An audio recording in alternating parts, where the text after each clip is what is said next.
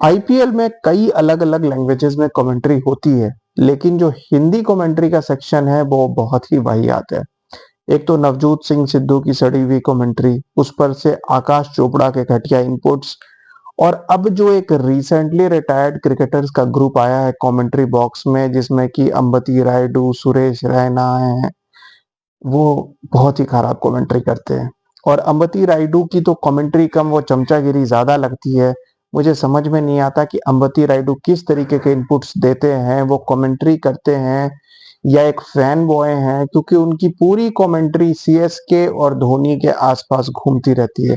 और मेरे ख्याल से वो रिएक्शंस दे रहे होते हैं कमेंट्री बॉक्स में। मेरे ख्याल से कमेंट्री में डिप्लोमेटिक लोगों की ज़रूरत होती है और जो अंबती रायडू कमेंट्री में कर रहे हैं वो बहुत ही अनोइंग है। मेरे ख्याल से अंबती रायडू को कमेंट्री पैनल से निकाल देना चाहिए। वो भले सीएसके के फैन बॉय बन के वहां बैठ जाएं, लेकिन कमेंट्री के हिसाब से उनके इनपुट्स कहीं से भी गेम के बारे में नहीं होते। अंबती रायडू जब मैच चल रहा होता है, कोई भी सिक्स चल लगे, कोई भी फोर लगे, उनकी बातचीत शुरू हो जाती है। थाला थे, थाला की सिक्स कुछ और ही बात होती है। थाला ऐसे छक्के मारा करते थे, कोई बाउंड्री लगती है, थाला की बाउंड्री ऐसे हुआ करती थी। भाई वो हो गया टाइम। अभी फिर से सिर्फ वही बातें करते रहने का कोई सेंस नहीं बनता है। अगर सीएसके की बॉलिंग चल रही है और अगर कोई सही डिसीजन हुआ तो धोनी रिव्यू सिस्टम, धोनी ने बोला, धोनी ने बताया। अगर वहीं पर कोई गलती हो गई तो गायकवाड की गलती है। तो ये सब जो राइडू कमेंट्री में कर रहे हैं वो काफी विजिबल है कि वो एक तरीके की फ्लैटरी कर रहे हैं धोनी की।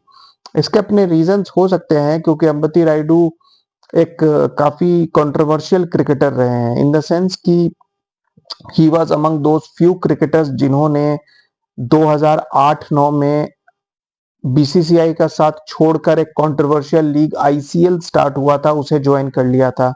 बाद में बीसीसीआई ने उनकी बैन को माफ करके उनको वापस बीसीसीआई में लिया था और फिर वो आईपीएल का पार्ट बन गए थे।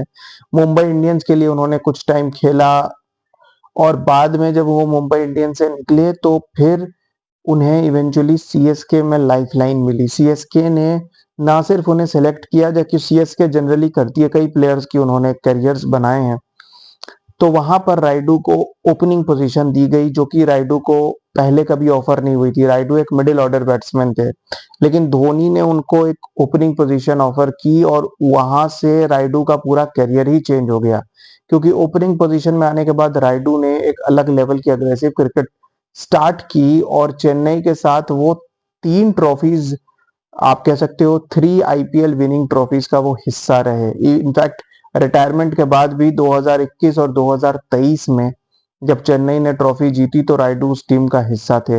राइडू को पूरे रिटायरमेंट तक सीएसके ने बैक किया। जब राइडू को कोई नहीं सेलेक्ट करता था तो सीएसके ने उन्हें लिया।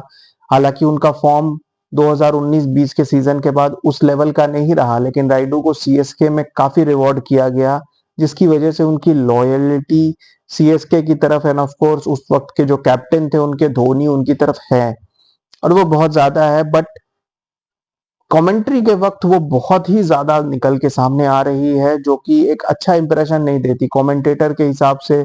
एक तो सुरेश रैना भी उस ग्रुप में बैठते हैं, सुरेश रैना की भी कमेंट्री उसी तरीके की चल रही होती। अभी 2-3 मैचेस पहले जब 5 ओवर में सीएसके को कुछ 100 रन के करीब चाहिए थे, मैच खत्म था और धोनी इतनी लेट बैटिंग करने आ रहे थे, उस वक्त भी यही बातें कर रहे थे ये कि थाला आ गए हैं, माहौल खिल उठा है, थाला ने कमाल कर दिया। अरे भाई मैच खत्म हो चुका है, क्या कमाल कर दिया। तो ये जो चीजें हैं ये कमेंट्री बॉक्स में नहीं होनी चाहिए। राइडू का वैसे करियर काफी कंट्रोवर्शियल रहा है, हरभजन सिंह के साथ झगड़ा, फील्ड पे झगड़ा, हैदराबाद क्रिकेट बोर्ड से झगड़ा, बहुत सारे झगड़े हुए उनके। जब वो टीम में भी वापस आए थे, ये वही सीजन था जहां पर ओपनिंग कराई थी 2018 में धोनी ने राइडू से। बाद में उनकी परफॉर्मेंस अच्छी हुई तो वो इंडियन टीम में भी आए और 2019 वर्ल्ड कप के ठीक पहले तक वो टीम में थे भी। फिर अचानक से कंट्रोवर्शियली विजय शंकर को वर्ल्ड कप टीम में ले लिया गया और राइडू को बाहर कर दिया गया।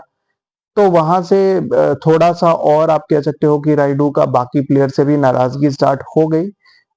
लेकिन इवेंचुअली राइडू का जो भी पर्सनल मैटर्स रहे हैं, कमेंट्री में वो बहुत ज्यादा विजिबल हो रहा है एंड यहाँ पर राइडू को थोड़ा कंट्रोल करने की जरूरत है, इनफैक्ट बाकी कमेंटेटर्स को भी। एंड आई थिंक जो चैनल है उसकी भी रिस्पॉन्सिबिलिटी है कि वो कमेंटेटर्स को इस तरीके की बायस्ड कमेंट्री करने से रोके। Keep watching guys, thank you.